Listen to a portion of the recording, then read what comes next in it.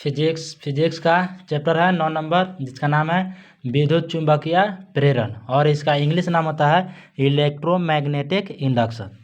तो इसका पहला ऑब्जेक्टिव है कि एक 3 मीटर लंबे चालक को 10⁻³ टेस्ला के समरूप चुंबकीय क्षेत्र के लंबवत 100 मीटर प्रति सेकंड के वेग से इस प्रकार चलाया जाता है कि वेग की दिशा चालक की लंबाई तथा चुंबकीय क्षेत्र की दिशा दोनों के लंबवत रहती है। तो चालक के सिरों के बीच उत्पन्न विभवांतर कितना होगा? तो इसका आंसर हो जाएगा 0.3 वोल्ट। इसमें 4 ऑप्शन है। पहला है 3 × 10⁻³ वोल्ट, दूसरा ऑप्शन है 3 × 10⁻² वोल्ट, तीसरा ऑप्शन है 0.3 वोल्ट और चौथा है 3 वोल्ट। तो इसका आंसर हो जाएगा 0.3 वोल्ट। नेक्स्ट क्वेश्चन है कि इसका एक वृत्ताकार कुंडली में तार के फेरे हैं, ठीक है, कितने फेरे हैं? तो 500 फेरे। एक वृत्ताकार कुंडली में तार के 500 फेरे हैं और उसकी त्रिज्या 5 सेंटीमीटर है। इस कुंडली के स्वप्रेरकत्व का मान कितना होगा? पहला ऑप्शन है 50 × 10⁻1 हर्ज। नेक्स्ट ऑप्शन है 50 × 10⁻1 mH। उसके बाद है तीसरा ऑप्शन है 2.5 × 10⁻³ mH और चौथा है 25 mH। तो इसका आंसर हो जाएगा, राइट आंसर है डी, 25 mH। अगला क्वेश्चन है 3 नंबर। एक परिनालिका की लंबाई L तथा अनुप्रस्थ काट का क्षेत्रफल A है। n फेरों की इस परिनालिका का स्वप्रेरकत्व होगा। तो इसका आंसर हो जाएगा μ0n² A/L हो जाएगा। 2 एक समान वृत्तीय समकक्ष चालक लूपों में से प्रत्येक में I धारा एक ही दिशा में बह रही है। यदि लूप एक दूसरे के निकट ले जाएं तो क्या होगा? तो इसका आंसर हो जाएगा कि जब लूप को क्या करेंगे, एक दूसरे के निकट लाएंगे तो प्रत्येक लूप में धारा घटेगी। प्रत्येक लूप में क्या होगा? धारा का मान घटेगा।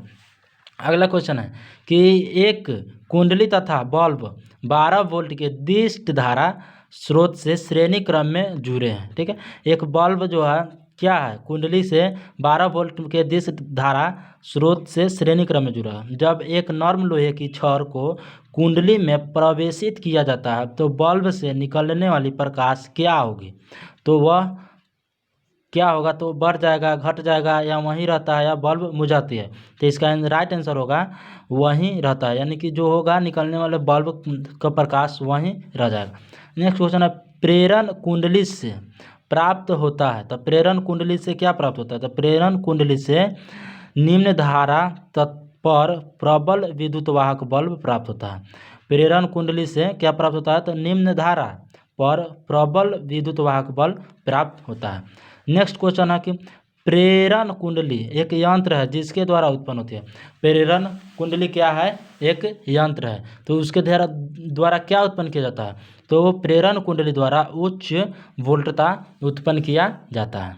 नेक्स्ट क्वेश्चन है 8 नंबर। प्रेरण कुंडली का व्यवहार किया जाता है। अब प्रेरण कुंडली का व्यवहार क्यों किया जाता है? तो प्रेरण कुंडली का व्यवहार विसर्जन नलियों को चलाने के लिए किया जाता है। अगला क्वेश्चन है प्रेरण कुंडली में संधारित्र के व्यवहार से द्वितीयक का विद्युत वाहक बल क्या होगा? तो इसमें 4 ऑप्शन है, बढ़ जाएगा, घट जाएगा, अपरिवर्तित रहता है, या शून्य हो जाता है। तो जब प्रेरण कुंडली में संधारित्र के व्यवहार से द्वितीय विद्युत वाहक बल क्या होता है? बढ़ जाता है। अब लेंज का नियम पालन करता है। लेंज का नियम क्या पालन करता है? क्वेश्चन होगा इसका कि लेंज का नियम क्या पालन करता है? तो लेंज का नियम पालन करता है ऊर्जा संरक्षणता का सिद्धांत। तो लेंज का नियम पालन करता है ऊर्जा संरक्षणता का सिद्धांत। अगला क्वेश्चन है प्रेरकत्व एल में बहने वाली I धारा के कारण गतिज ऊर्जा होती है।